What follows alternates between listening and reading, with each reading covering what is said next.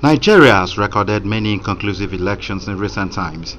The Electoral Act empowers INEC to declare an election inconclusive when there is high number of cancelled votes due to violence, overvoting or non-adherence to the use of smart card readers. The cancelled votes brought about inconclusive governorship elections in Kano, Sokoto, Plateau, Adamawa, and Benue. There were also 24 inconclusive House of Representatives elections and 3 inconclusive area council chairman polls in FCT.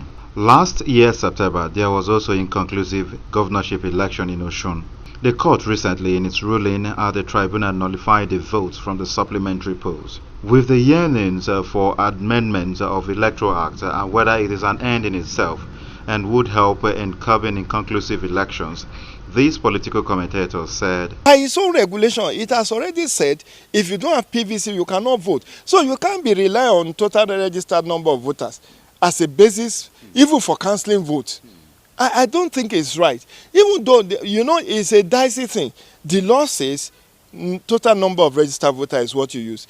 INEC regulation says if you don't have PVC, you cannot vote. Now, if I didn't collect my PVC, and you are now taking decision based on a potential figure of total number of registered voters. So now that we know that there will be a timeline for collection of PVC, and that, if you don't have this PVC, you cannot vote, we can't continue to rely on total number of registered voters. Jide Ojo urged INEC to come clear with what constitutes cancelled vote, which is a prerequisite for inconclusive elections. You cannot legislate the attitude,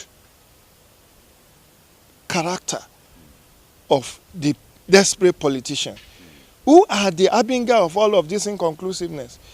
If they didn't foment trouble, if there was no violence over voting, non-adherence to the use of smart card reader, we won't have cancelled votes. If we don't have cancelled votes, we won't have inconclusive election.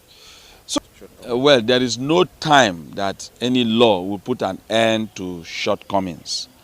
The only thing is that we can, curtail some of the areas that there are problems.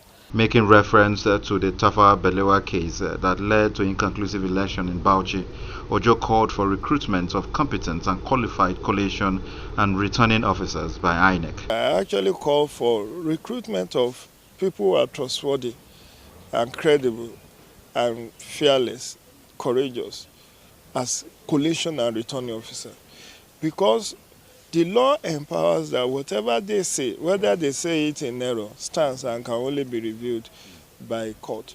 So it's a learning curve for the commission, and I do hope those who will be recruited to serve as returning officer and collation officer for next Saturday's supplementary election will meet those thresholds of credibility, integrity, and trustworthiness. Nigerians may be yearning for elections that are free of thousands of cancelled votes, which often leads to inconclusive elections.